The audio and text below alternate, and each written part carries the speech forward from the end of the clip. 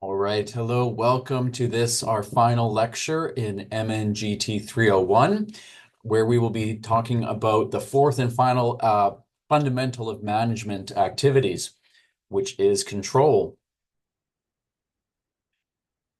Things we'll cover in this section include the purpose of control, types of control, steps in the control process.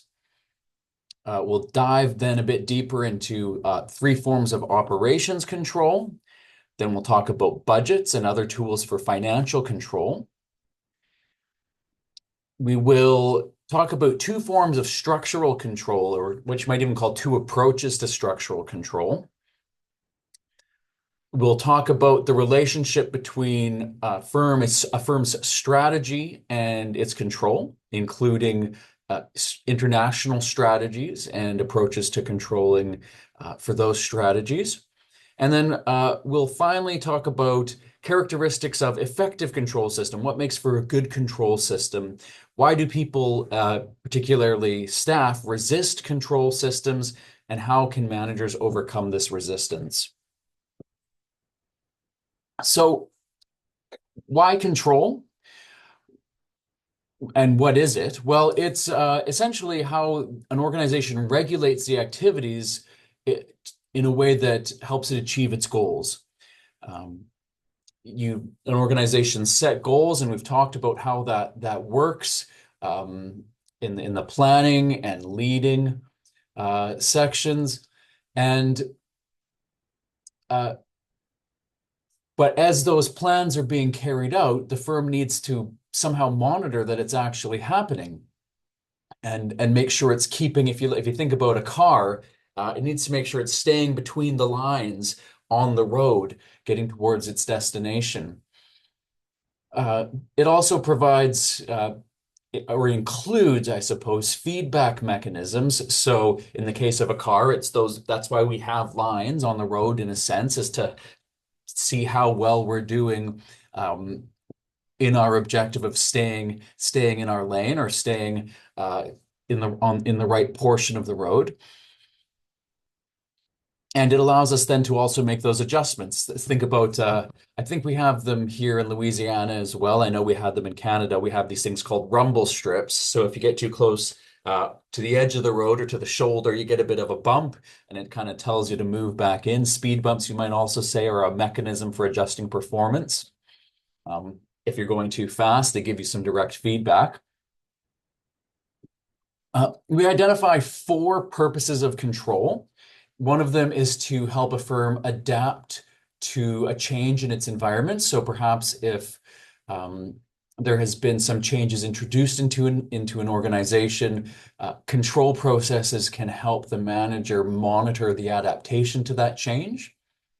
It helps limit what we're calling the accumulation of error. Think here maybe about quality control might fall into this on, say, a production line. Those little errors or those little breaches in quality standards that may be very large, or even if they're very small, as they accumulate, that those costs add up, and the impact, say, on reputation can add up. It doesn't take very many failures of a safety system on an airplane, for example. One is too many, right? Same thing with a space shuttle. So controls can help to reduce and hopefully even in some necessary cases eliminate errors in quality control. They can help cope with organizational complexity. When an organization gets very large and complex, controls are needed to ensure all the parts are working as they ought to be. And it can help minimize cost. A big part of cost efficiency is cost control. How can we ensure that we aren't wasting resources and that we are using resources as efficiently as possible? And that is really an issue that's addressed by control. Control really, and that's really what a very large focus of control is about the most efficient allocation of resources. We discussed way back when four types of resources that a firm has under its control. Those include physical resources, so maybe inventory, equipment, capital buildings. It includes human resources, And so in terms of control, that has to do with the selection and placement, the allocation of those human resources, the development of those human resources, performance rewards and bonus compensation. We have information resources, sales information, forecasts about demand from the marketing department, those environmental analyses that we talked about. Porter's Five Forces is an informational resource. Relationships with the public, the scheduling of production. How many cars do we need to produce to meet demand that's forecast for next year? And what's the general, say, economic forecast going to be in the economy in which we're operating? These are all informational resources that we may acquire from someone else or produce within the firm. And then finally, everyone's favorite resource, financial resources. How are we going to manage the investment into capital, the cash flows that come in and out of the firm, the payment of debts, and the collection of receivables? This occurs at different levels. So these are the different resources that are controlled, and these occur at different levels of control. Operations control really is that quality, what we think of when we think of quality control, sort of on a production line. Maybe some of you guys have bought an item of clothing or something that had that inspection sticker where it says who inspected it and whether it passed the inspection.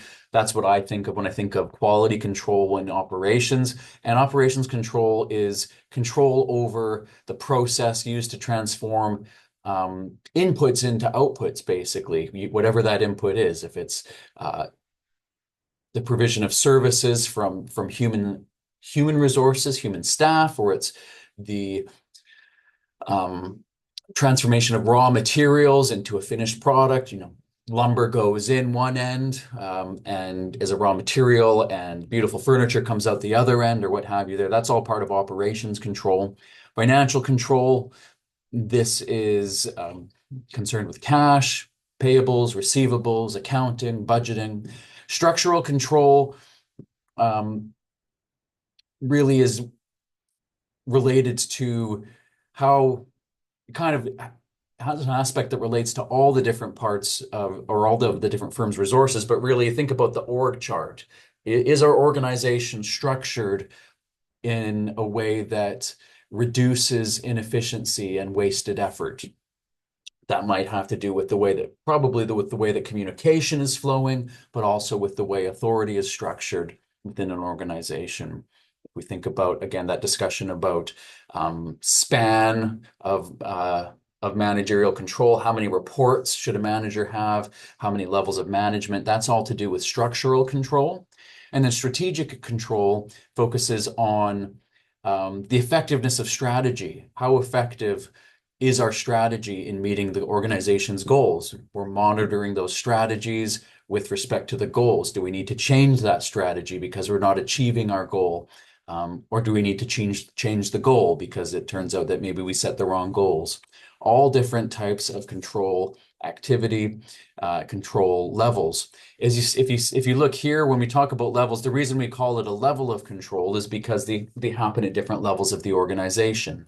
So you have your strategic control. If you think about this, if you think about this pyramid as relating to you'd have, say, your CEO and executive team up at the top here, right? They're at the top of the pyramid. That's where these strategic decisions are being made. Then you have what you might call structural control, say divisional heads or leaders. And then at the on the line, right, at the front line of the organization where those products and services are being delivered, or inputs are being transformed into outputs. That's where you have on this side operations control, and on this side financial control. I remember my very first job, hourly wage job, was at McDonald's, and we would have to count our tills every single shift, at the end of every shift, and if we were out by a penny, that was too much. And that's part of financial controls, right on the front line. As a 14-year-old, I was already exposed to these financial control processes, as were my colleagues. different types or different ways that control responsibilities are allocated. There is a position, often a position in a firm called a controller. Oftentimes it's a financial controller that's monitoring, say, receivables and payables. It's a fairly high level financial position in a firm. Obviously, still far below the CFO, the chief financial officer, but it's a higher level position that manages other managers or supports other managers, depending on the firm structure, to ensure that controls are robust. Closer to the bottom of that pyramid that we looked at, you have your operational employees that might be in charge of control or quality control, maybe somebody who is monitoring production line and making inspections. Again, the person maybe who's writing those little slips and sticking it in the pocket of the new jacket that you bought and says, "Yep, Inspector 1075 reviewed this product and it met quality standards." That would be an operating employee in that case. Or me working at McDonald's at age 14, or the person, probably more likely, I suppose, my supervisor at McDonald's who checked off whether or not he or she concurred with the count I'd made of my till. I said I had this much in my till. They said the same, or they said I was out. That was a operating employee type of control. Four steps that we identify in the control process. The first step, obviously, is to figure out, well, what are the standards that we're going to set and then monitor? These will be related, of course, to the goals that we have. What is our standards, say, for defect rate on an assembly line? Are we okay with a 5% defect rate? In almost every industry now, that would be far too high, actually. You talk about things like Six Sigma, where they're looking at one defect per maybe thousands.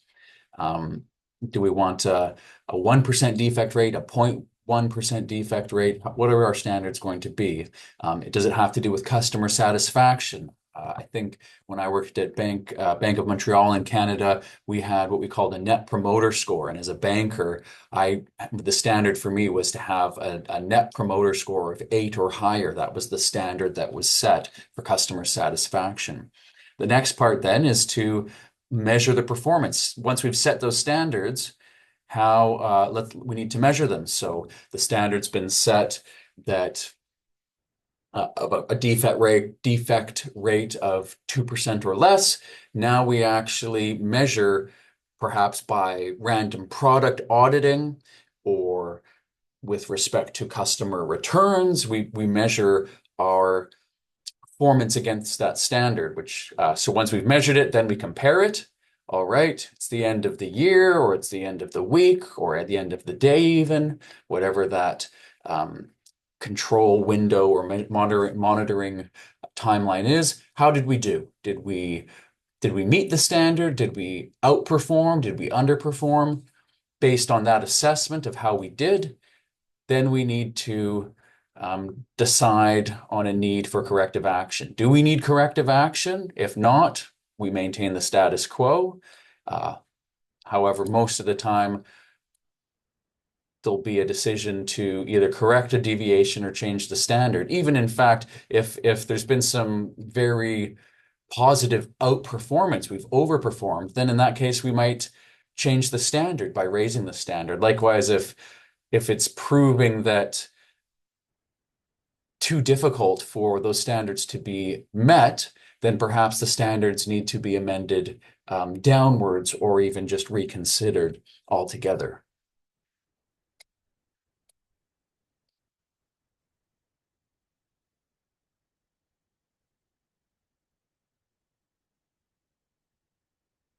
So when standards are being established, some good guidelines here. If you've ever, it's similar in a sense, it's similar to setting targets or goals. If you've ever heard of a SMART target, they are specific, measurable, achievable, realistic, and time bound. Sorry, I'm just remembering from my own employee training. And here we have a couple of those. So, I mean, I think probably the most important of those is it needs to be, when we're talking with control standards, is it needs to be measurable. Otherwise, we won't be able to get to that next step. How can we measure performance if we haven't chosen a standard that's measurable? We need to be careful about the wording of standards um, when we're designing them so that we can tell whether we've met them or not, or that so that we have a way to measure them. I think I may have mentioned in this course, possibly not, but there's a quote attributed to a famous management scholar called Peter Drucker that if you can't measure it, you can't manage it. Now, it's debatable whether he ever said that, but one of the reasons he's believed to have said it is because it's a very wise thing to say. How do you manage something if you can't measure it? If you can't measure it, you can't tell if you've achieved it.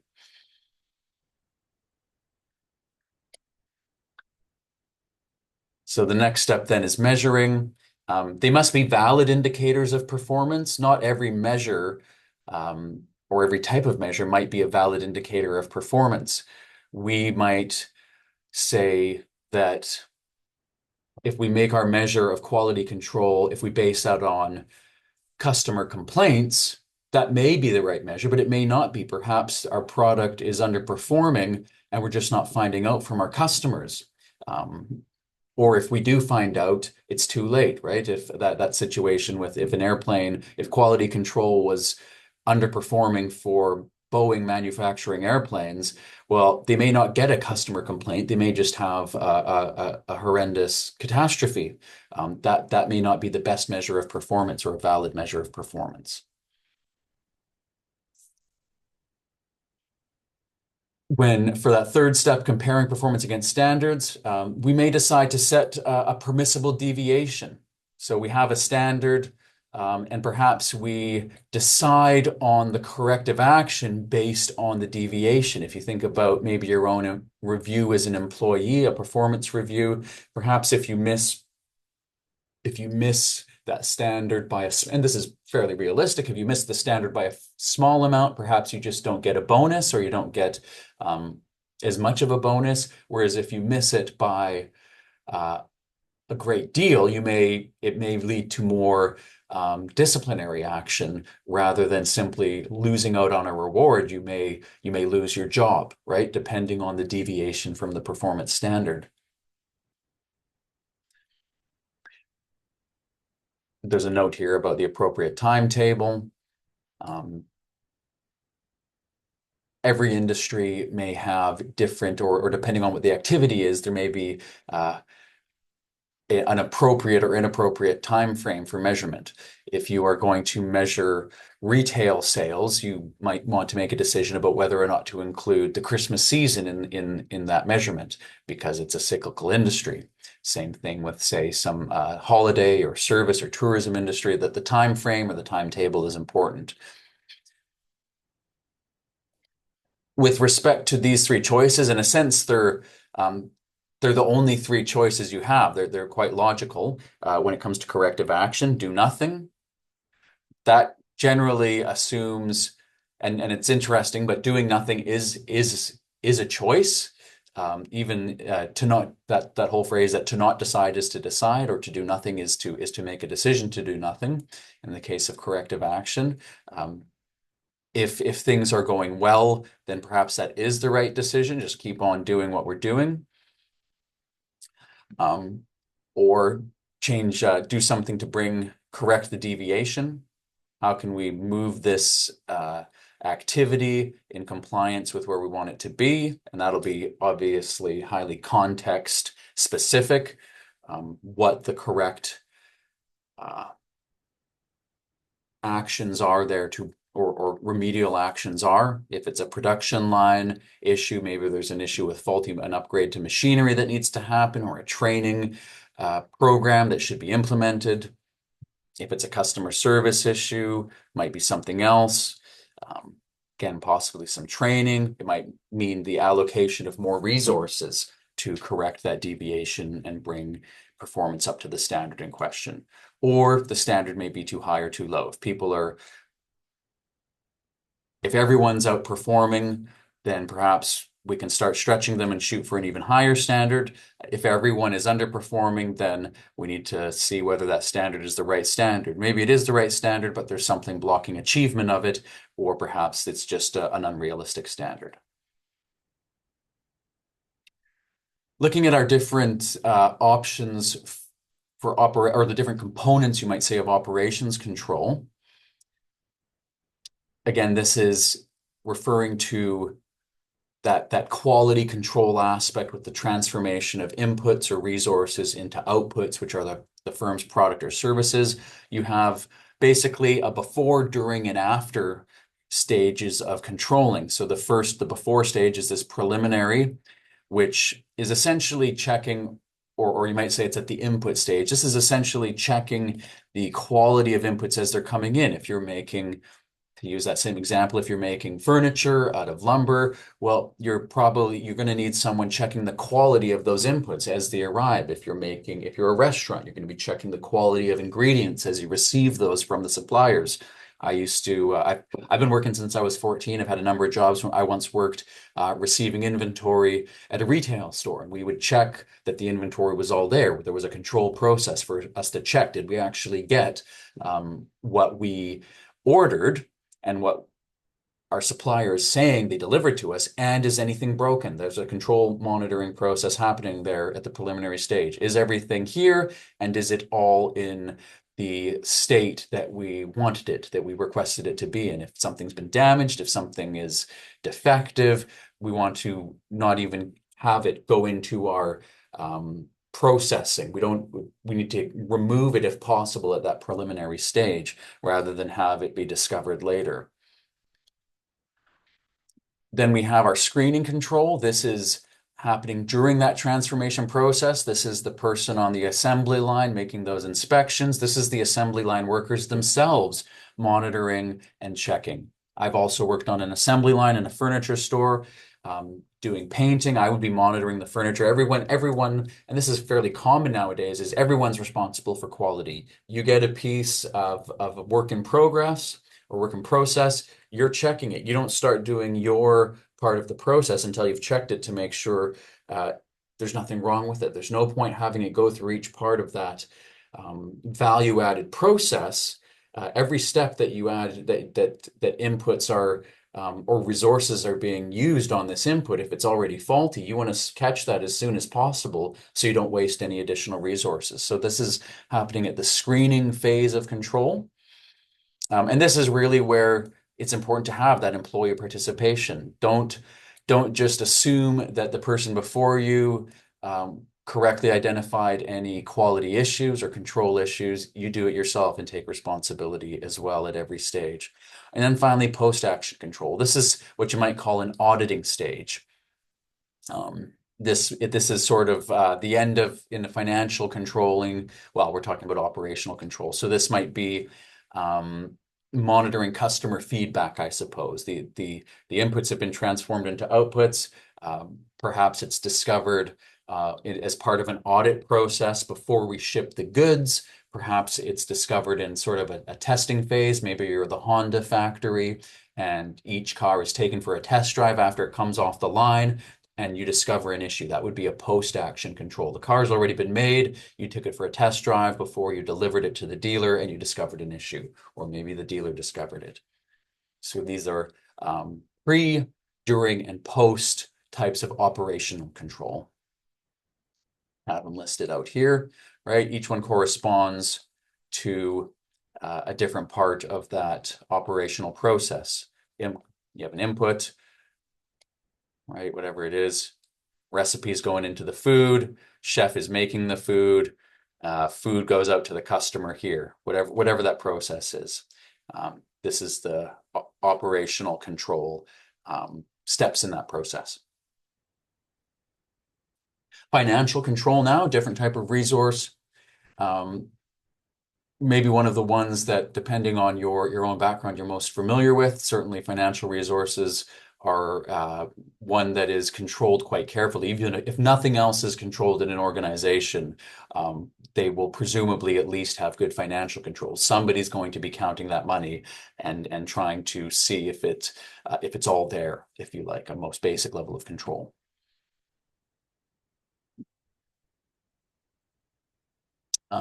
Cash is a big one. How are financial resources, revenues, whatever, how are they coming into the organization? How are we booking those revenues, booking those orders? What are we doing with them, with those financial resources as we make payments for our inputs, as we receive payments from customers, etc. One of the most common tools for controlling is budgetary control. Now, budgeting, when we think about budgets, it's often financial budgets, but actually we can budget anything. As students, you're often and just human beings, maybe with busy lives, especially you online students, you're often have jobs and children as well. You're often budgeting your time. That's maybe one of the resources you devote the most budgeting bandwidth to.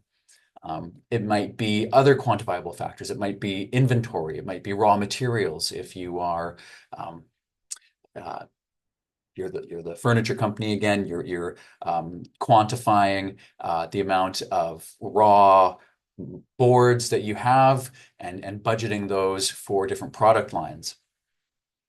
These can happen at every level of the organization, from sort of the front line of or the assembly line all the way up, of course, to the top level, the CEO, the CFO, making those large capital budgets for new buildings, say.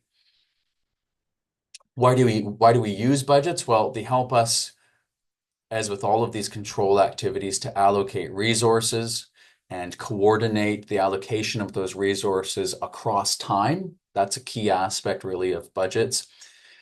They also help us set standards. It's part budgeting is part of that, not just the setting of the standard, but how are we going to measure the standard? They provide us with a means of measurement. They set expectations. Oftentimes, performance remuneration and rewards are often set in conjunction with the performance against this budget. How did your department do? Was it under budget or was it over budget? Right? So we've given you your budget, that's the expectation, and now we're going to evaluate how you performed with respect to that budget. We gave you the budget, that was the goal. Now, at the end of the year, were you under budget, were you over?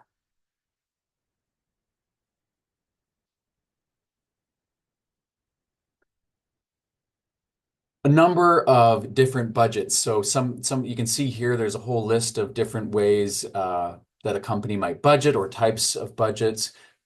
You might hear of, oftentimes if you're in HR, you'll have sort of a budget for FTE, full-time equivalent labor or workers in terms of salaries, or maybe man hour, right? Hours of labor budget. A number of financially based budgets here as well. Uh, I'm not going to go into each of these in detail, but there's a number of different types of budgets for different types of resources, many of them financial, but some not, that are listed here in the slides and in the textbook that you may want to review. Included within those are, broadly speaking, these three types: financial, operating, and non-monetary. Most obvious one here might be hours of labor or machine hours, or how many miles are we going to run a vehicle. If we have a fleet of vehicles, we're budgeting the miles of a vehicle.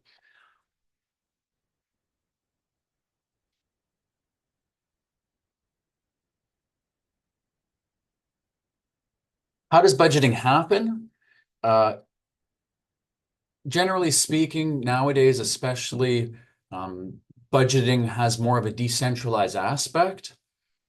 And so operating units, say marketing,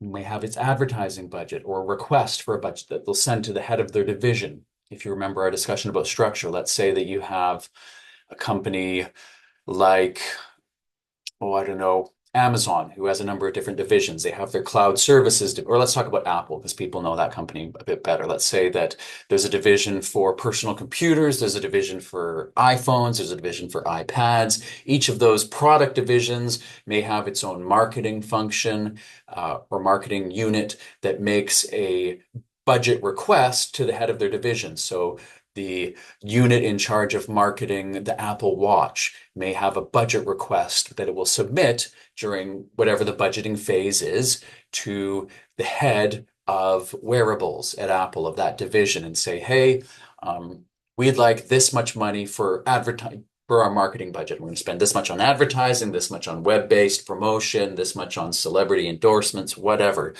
They will come, they will produce a plan and take that to, in a lot of cases, the head of their division. Then the division heads put all their, sort of tally this all up, review it, maybe make some changes or send it back after giving feedback. But then they will take this to a budget committee. And usually, I mean, this is really where the executive committee comes into play. The CEO will be there, maybe the controller, some kind of chief financial officer, maybe even members of the board. The financial committee is often, or the budget committee is often at the very top of the organization, and they're going to approve an overall organizational budget. This division's requested this much money, this division's requested this much money. We think with this broader picture that we have as the executive team or the financial committee at the top of the organization, that actually even this is a strategic priority. This division, we're going to give them maybe a bit more money than they asked for. This division, we're going to give them, well, probably not more than they asked for, but we're going to give them what they asked for. This division, maybe we don't think they need quite as much as they asked for, or even if they do, this division's activities or this product is less strategically important, so we're not going to allocate as much of our scarce financial resources to one area as we are to another. But those decisions are made at the top. So everybody, what you can kind of see happening here is that you have it's sort of cascading upwards, if you like, if that's not a funny word to use, or information is coming from the ground and then it's moving upwards in the organization. Everyone has a view of just their small area, and eventually all that information makes it up to the top of the organization that then decides with a broad perspective on all of these areas what to do with that, information in keeping with a strategy that's probably also been formed at the top of the organization. Here you can see that visually, this information moving into progressively higher structures until it reaches, in theory, the CEO or chair of the organization. And that's this structure, again, is useful because at this level, you have probably the most accurate information. And so it's good for that to feed up as accurately as possible through the divisions to the top of the organization. But this, at the top of the organization, they have the most general view. They have the strategic view. This is sort of the general up here, seeing what's going on in the field of battle, to use a military analogy. Strengths and weaknesses of budgeting. The strengths are, in some senses, are obvious. It's hard to control. It's the main tool for financial control. In fact, it's kind of hard to conceive of another control mechanism than a budget. You plan ahead with what we have available or what we think we're going to have available, and then we allocate that pool of resources based on our anticipated needs. Hopefully you have a budget for your own spending. Families have a budget. You don't want to have too much month left at the end of the money, so to speak. So let's plan. What are we going to use for groceries? Which bills do we have coming up that we have to pay? Taxes, of course, right? So it allows, it's the main tool for financial controls. It allows coordination because, in a sense, all the different divisions or all the different units are singing out of the same hymn book. Everyone has a copy of this budget. Again, use the family analogy. Everyone in the family has a copy of the budget, and we all know what resources we're allocating where. And hopefully, there's been some mutual participation and agreement. Perhaps the budget's been agreed by some kind of consultative process. Even if it hasn't, at the firm, at least you can appeal to a common authority. This is the budget the CEO gave us. It's sort of got some type of authority and permanence to it, so that's what we're working with.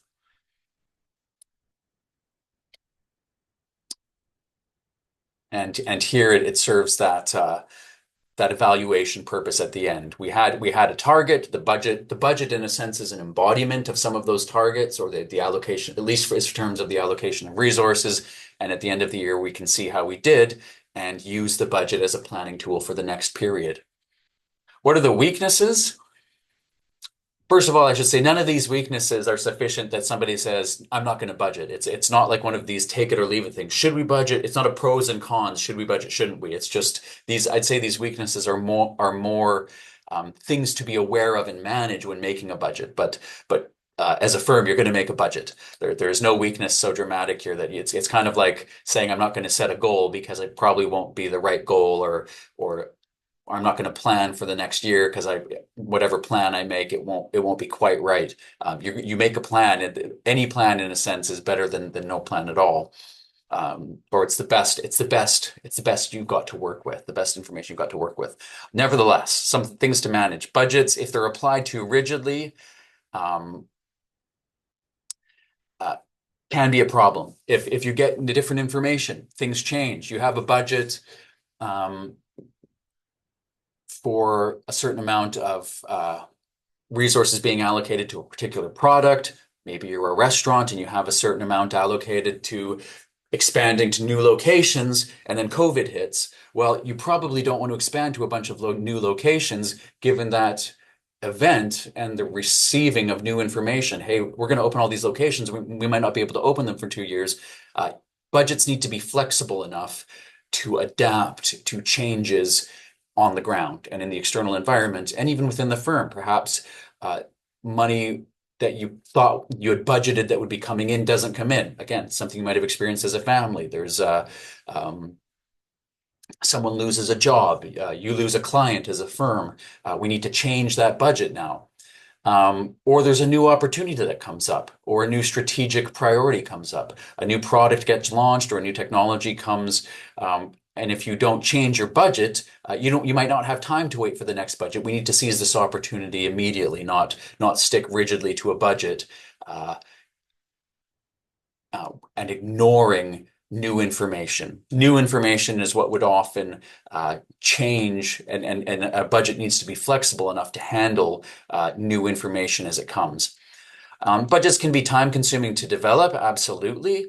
I think part of this problem can be helped by having flexible budgets. You're probably going to spend, if you think your budget's going to be perfect and your forecasts are going to be perfect, or need to be perfect, you might say, you're probably going to spend too much time on them rather than achieving a reasonable forecast, because a budget is a forecast in a sense. You don't know exactly what your expenses will be or exactly what your income will be. But you want to make a reasonable forecast and not spend too much time developing something that is going to be wrong, right? I think it's always said that 100% of forecasts are wrong. So being flexible can help with that as well. And limiting innovation and change. This has to do with this idea that if there are new events or new information or new opportunities, really innovation can certainly lead to opportunities. There needs to be enough flexibility in the system, and there should be built into the system a process for reviewing resource allocation outside of the budget. If something comes up, what is the process that we have? Or is there an appeal process? Or is there a way to feed new information into that system? We have an invention that, we've made a discovery as a company that we think represents an opportunity, and we need to be able to pivot and move more resources than we had budgeted to take advantage of that opportunity. So these are all weaknesses, and I've discussed a little bit about how you need to manage those, mostly to do with there's a cultural aspect. We need to be flexible, nimble enough, and willing enough to deal with change as it arises, and we should have a structure built in that anticipates those needs in our budgeting process. Some other tools for financial control that you'll be familiar with from accounting if you've taken your accounting class. Financial statement. I mean, these two are basically part of the financial statement, right? You have either required, if you're a publicly traded organization, to be made public, but even if they're not required to be made public, you'll have them for tax purposes. You'll have a list of your assets, right? Your balance sheet. What are our assets and liabilities? How much equity do we have in the firm? And then we'll have an income statement. What are our revenues minus our expenses? how much income did we make? And then, of course, also the statement of cash flows, my very favorite income statement, because it actually tells you, okay, what cash went in, what cash went out. Another useful tool for controlling is ratio analysis. We don't actually go into here the types of ratios, oops, but essentially ratios, the reason they're so useful is because they allow us to compare apples and oranges as if they were both apples. So maybe one example would be, an obvious one is our profit margin. What percentage of our revenue made it down to our bottom line as profit? We can use that number to set targets, right? It might not be, we might have, targets for revenue, but also if we have targets for profit margin, we can compare ourselves with other firms that might not be the same size. And that's often a useful way to exercise the control function. Same thing with debt ratios. Maybe we want to set a benchmark that our debt never gets more than 2 times the size of our equity in the firm. That allows us to maintain a constant control measure even as we change in size. We get smaller, we get bigger, but we always want our debt to be in a certain proportion to our equity. So that's the sort of thing that ratios can be used for in controlling. I'm not going to ask you guys to know very much to know anything about these. That's an accounting topic. A lot of these, we're talking about the tools at a broad level, but the actual technical application of those tools is not for this course. It might be more something you talk about in an operations management course or an accounting course, etc. One useful type of control is an audit. Particularly, there are internal audits, as you can see here. That's where we are appraising our own behavior, oftentimes after the fact. So how are we doing, or how did we do? But there's external audits as well. Now we're getting a third party to come in and audit us as well. And obviously the benefit to an external audit of performance or control is that they're, in theory, a neutral party. An external auditor, their job is to come in and just find the truth about our performance objectively. Even if an internal audit may try very hard to be objective, but of course they are evaluating themselves. My evaluation of my performance is not objective, it's subjective. I'm evaluating myself. I might be too hard on myself, I might be too easy on myself, but having an external auditor gives me an objective opinion, right? A second opinion. Oftentimes it's good to get a third, fourth opinion. The more feedback you can get from the more sources, the more likely that feedback is going to average out to an accurate portrayal of your performance and an accurate measure of control. Talking now about structural control, one of our 4 types of control.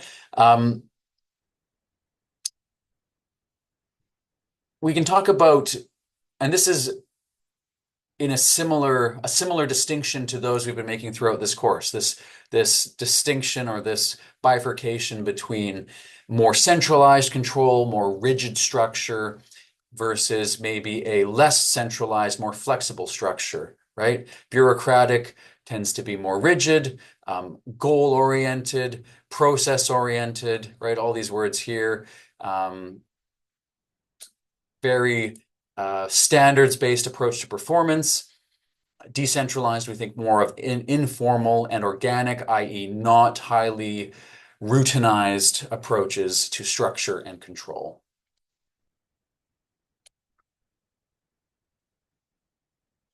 And here we have some examples of different dimensions and how those 2 structures may differ. What's the goal of the control? In a bureaucratic control, you might think of this as the top-down approach. Top-down, well, we want employee compliance. That's the goal of control. Whereas here, we want employee commitment. This is similar to that scientific versus behavioral, or classic versus behavioral approaches to management that we talked about in the very first class. Do we see employees as wayward individuals whose incentives or whose motivations are counter to the organization, and we're always having to manage them and rein them in? Or do we see employees as resources with their own personalities and their own inner workings that can be aligned with those of the organizations if we can get commitment. And based on your view of employees, that cascades down into other aspects. How formal do we need to be? Well, if we see employee commitment as the main objective of control, well, then we can trust the employees and we can trust the employees to establish group norms and establish a culture of set controls that kind of self-regulates versus the bureaucratic method, which says, well, we need to have very strict rules, formal controls, and a hierarchy. If you step out of line, there's someone there watching you all the time. Whereas in this side, employees are kind of regulating each other in a sort of positive peer pressure framework.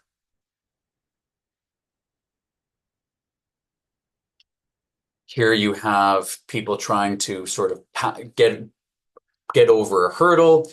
Here you have individuals spurring each other onwards towards good performance. This is the team that's spurring each other on, cheering each other on.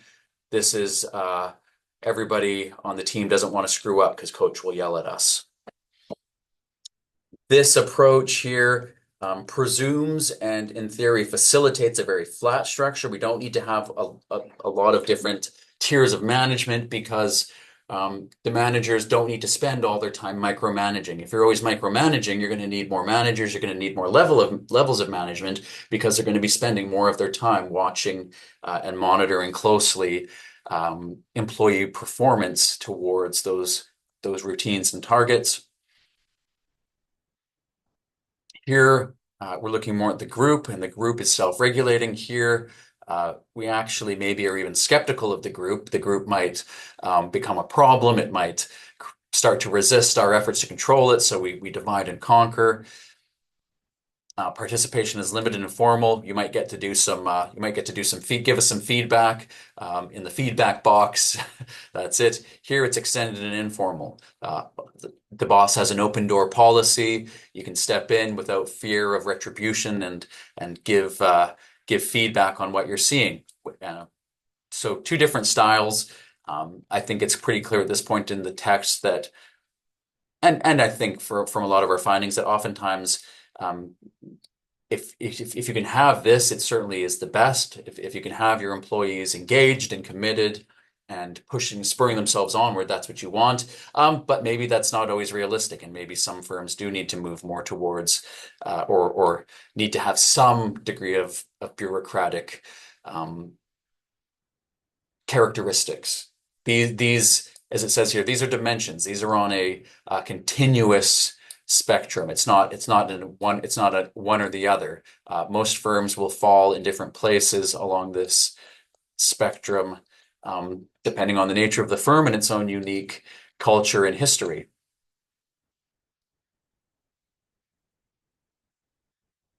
So, strategic control.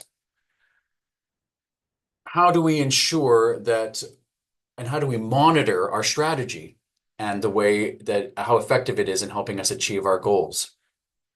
We talked a little bit in our strategy session about alignment. Is our strategy properly aligned with the external environment? If it's not, we aren't going to achieve our goals. So this kind of strategic control in some senses encompasses the other areas, or there's an aspect that does. It may look at and monitor the structure of the organization and how fit it is for its external environment and the goals that we've set for it. We may be monitoring leadership. Do we have the right leaders in place leading teams, small or large? Are we using the right technology? Do we need to make a strategic pivot to a new technology? If we're a taxi firm, do we need to move from a centralized, or a taxi driver even, do I need to move from a centralized taxi type business to more of a rideshare type business and then adapt to totally new technology? Or if we're Blockbuster, do we need to worry about the streaming trend and technologies towards streaming? Blockbuster didn't make that strategic or didn't exercise very good strategic control there. They should have changed their strategies to adapt to a new technology. So all that to say, when we're exercising strategic control, we're monitoring the performance of our strategy versus our goals. So it's sort of at the broadest level. We're not just counting dollars and cents, although that's part of it. We're saying, okay, is our strategy in alignment between the goals we've set, the resources of our firm, and the external environment as it unfolds around us across time?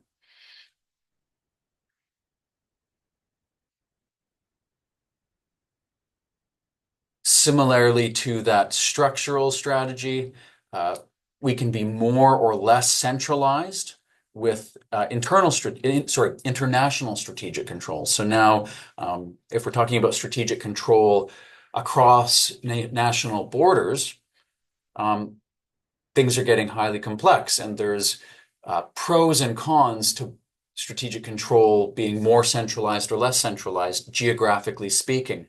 Do we want to have one centralized headquarters that all the units are reporting to in great detail? Are we sending out expats to monitor from headquarter country to monitor in all the all the countries we have foreign operations in? Or are we delegating more of that strategic control to our national subsidiaries in other countries? Do we give a fair degree of autonomy to someone who is running operations in China rather than dictating and micromanaging them from a headquarters in New York, say in America?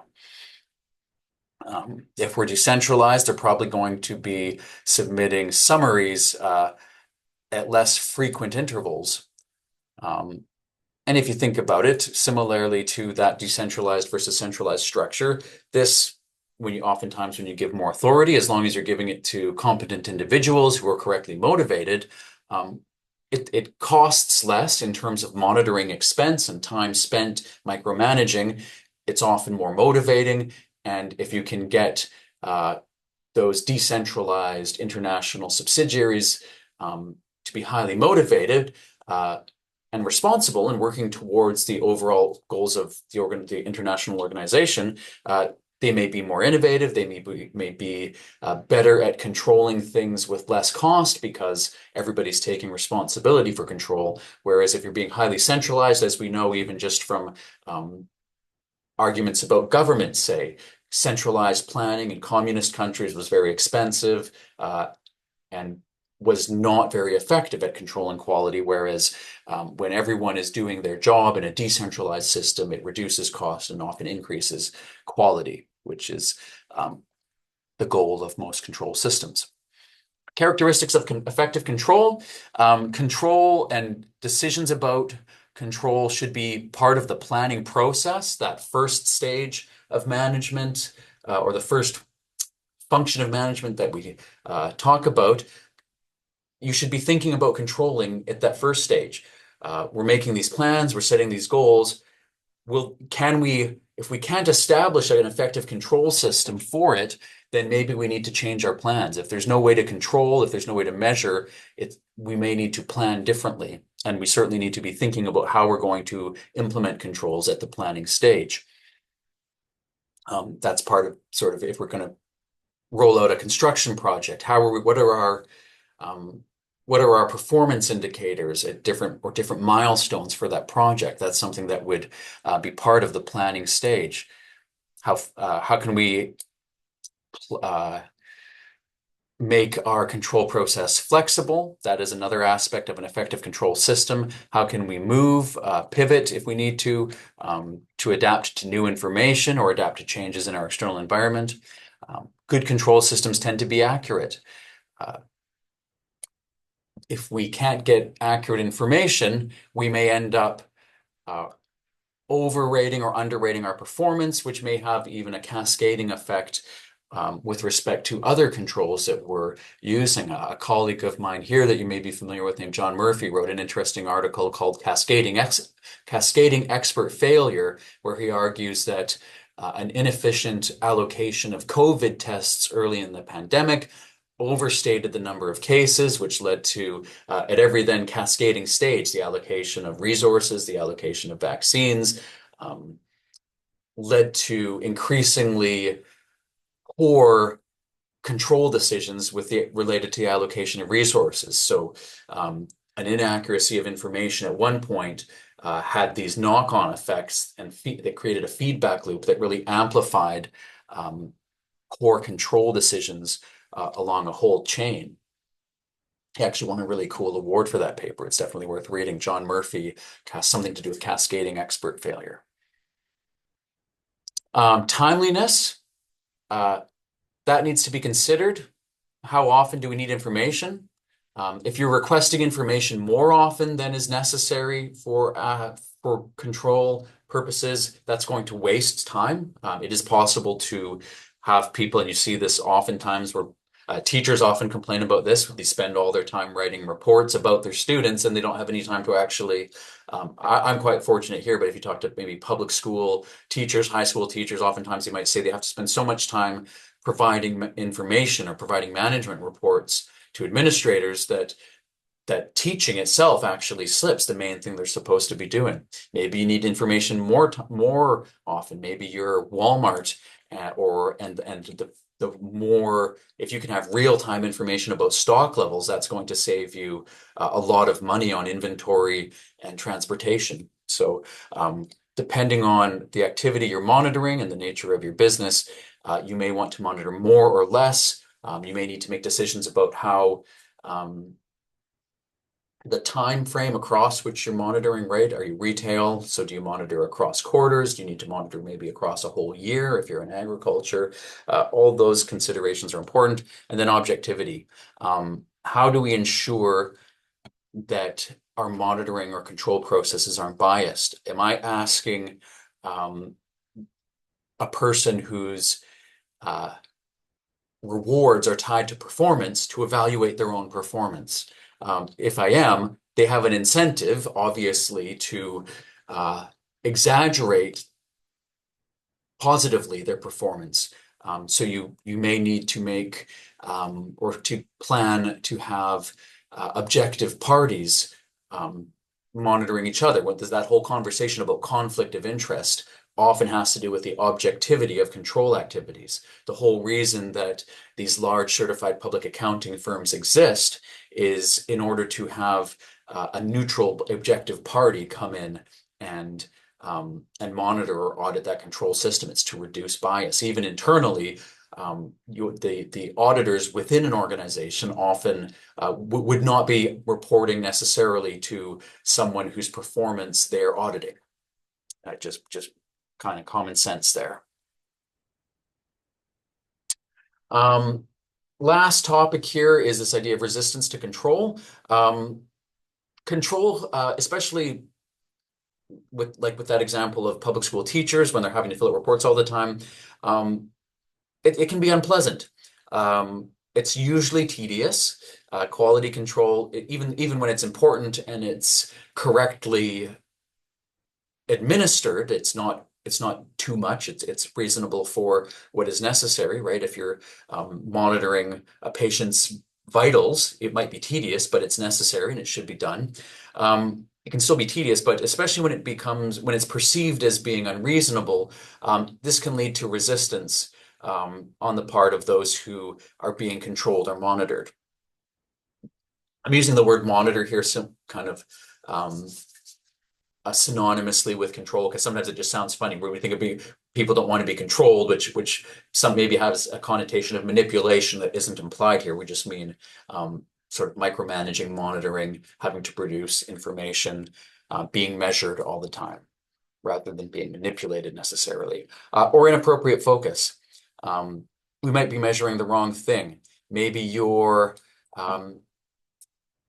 maybe you work in sales, and rather than monitoring how many sales you're making or the size of those sales, you're always being asked about how many phone calls you made. Perhaps that's the wrong measure, or you feel it's the wrong measure. Maybe you're actually the fundamental of your job. Maybe you're selling more than anyone else, but you keep being asked about.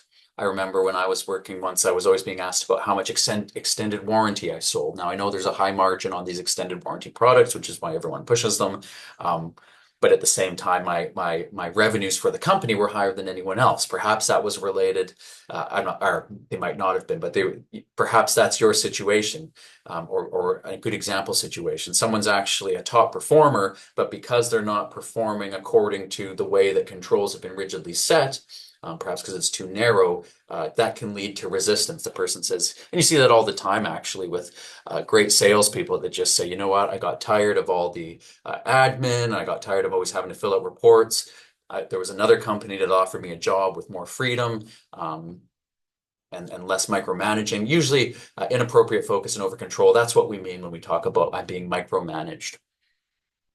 Um, it may be setting up rewards for inefficiency. I know a lot of unions structure rewards strictly related to time. The longer you can stay in that job, the more that rewards accrue to you. And that's often one of the great, that's not necessarily efficient. It doesn't reward people who are working harder. It just rewards you for how long you can tolerate that job. And I've talked to friends who work for public service in Canada, and they'll say, you know, the sort of people who rise to the top are the people who can just coast through with minimal effort so as to not go crazy and not leave the organization. Anyone with any ambition says this is ridiculous and they leave. That's in a sense rewarding inefficiency. Um, or sometimes employees resist control because they are performing poorly and they don't want anyone to know, right?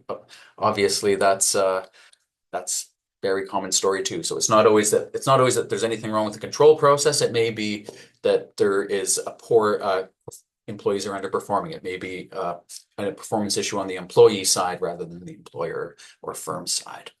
So summary from this, so a slightly longer lesson, but we're only doing one chapter for this topic. We talked about control, different types of control and what those steps are. We looked at the three forms of operational control at the input, transformation, and output stage. We looked at budgeting and its usefulness, other tools as well for financial control. Two forms of structural control, centralized versus decentralized. We looked at the relationship between strategy and control, as well as international strategic control. How do we ensure that our strategy is fit for purpose to achieve those goals in alignment with the external environment? And then we looked at characteristics of effective control systems, including why some people might resist control systems and how that can be best managed. Good. Well, thank you very much for your attention this week. I look forward to seeing your discussions in Packback here. And if you have any questions, as always, you know where to find me here. Drop in at office hours, shoot me an email, give me a call, and we'll see you later.